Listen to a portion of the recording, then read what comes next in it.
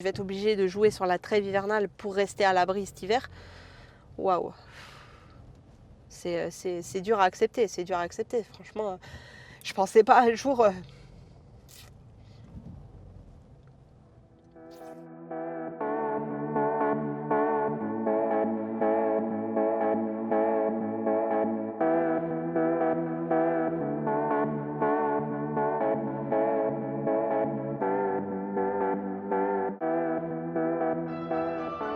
Vous êtes sur Ustaritz, donc Biarritz, c'est hors de prix pour vous? Ah oui. De toute façon, je ne sais même pas s'il y a un secteur qui est abordable d'ailleurs, honnêtement. Je crois qu'aujourd'hui, il n'y a pas un secteur ou un village qui est abordable pour n'importe quel couple lambda comme nous, j'ai envie de dire. Et là, c'est courant d'avoir des bouchons quand même? Oui, c'est tous les jours. Ah ouais? Ah oui. Et là, on n'est pas passé tout de suite. Hein. Et il n'y avait pas de bouchons comme ça il y a une dizaine d'années? Non. Une vingtaine d'années? Non. Mais parce qu'en fait, les gens, tout le monde s'expatrie à l'extérieur parce qu'en fait, on ne peut pas se loger. En fait, c'est impossible. Impossible de se loger dans Biarritz même. Parce que plus ça va, à l'époque, Ustaritz, c'était la campagne, c'était le bout du monde. Mais maintenant, c'est devenu en fait un quartier carrément de Bayonne et de Biarritz, quoi.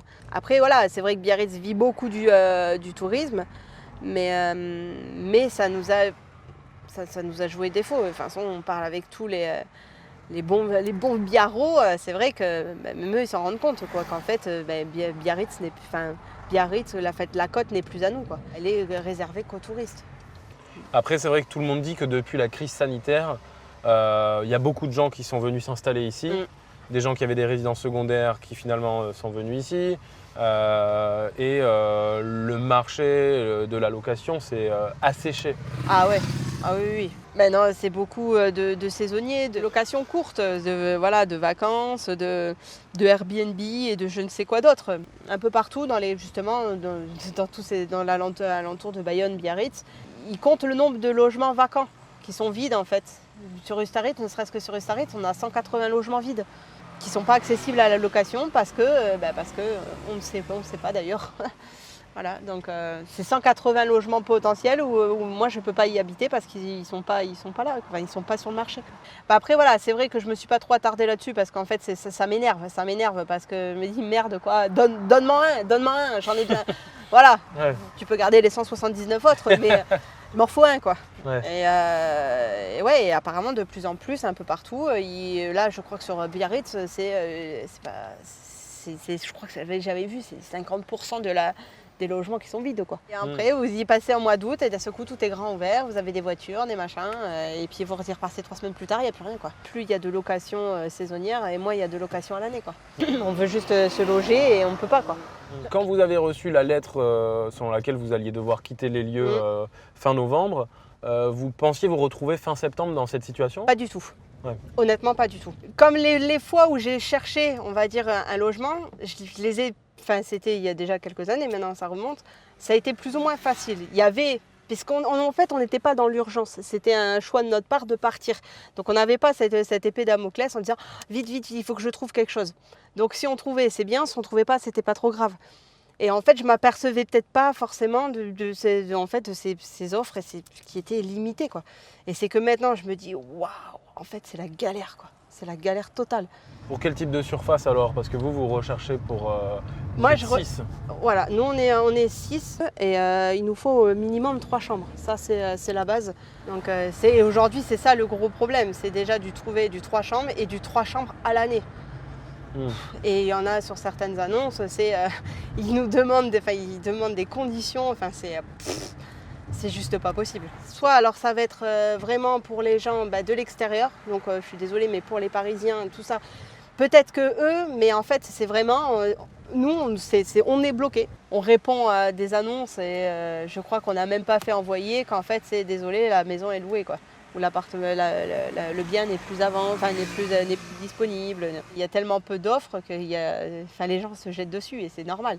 Et puis c'est forcément celui qui aura les meilleurs revenus, qui aura les meilleures conditions, qui aura le meilleur ceci qui vont l'avoir. C'est tout à fait logique. Après, comme j'ai dit, on veut pas faire les difficiles, mais on ne peut plus faire les difficiles. Il faut faire des concessions parce qu'aujourd'hui, on n'a plus le choix que de faire des concessions et de serrer un peu les dents, quoi.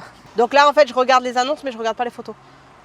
Je regarde que les descriptifs et que le prix.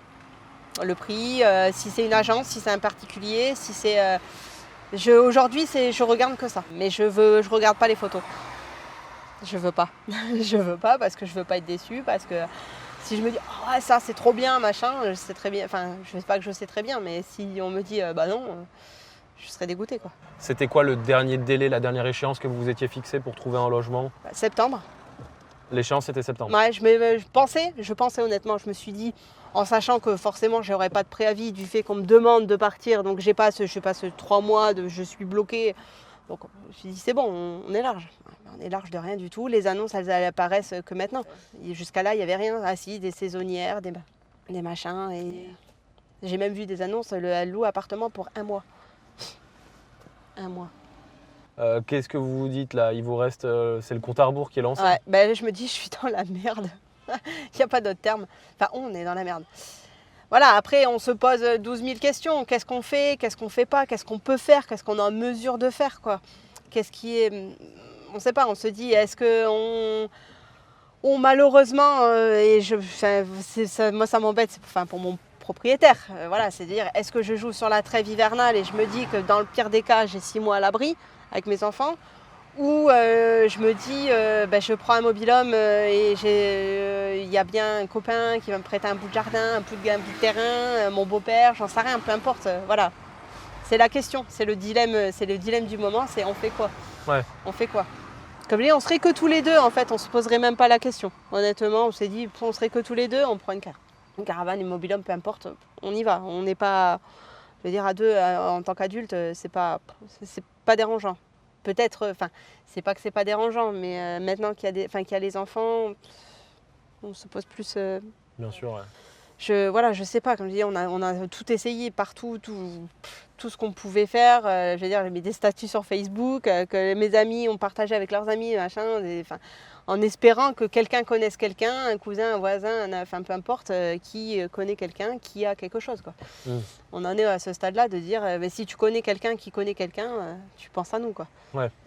Mais comme je dis, c'est malheureux parce que devoir dire je vais être obligée de jouer sur la trêve hivernale pour rester à l'abri cet hiver, waouh, c'est dur à accepter, franchement. Je pensais pas un jour...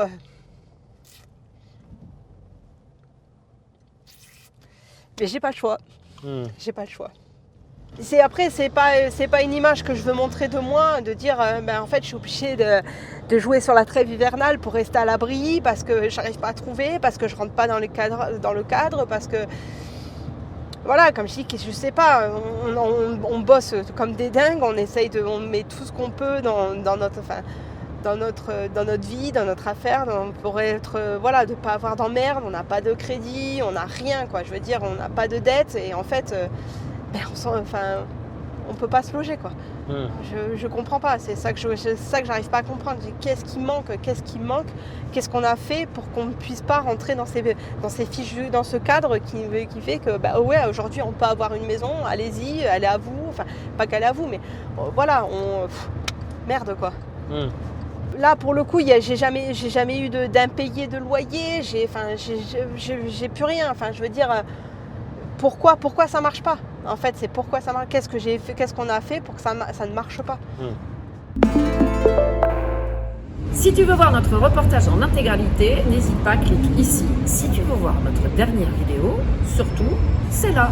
Enfin, si tu aimes Envoyé spécial, n'hésite pas à t'abonner et activer la cloche. C'est là que tu recevras toutes nos vidéos.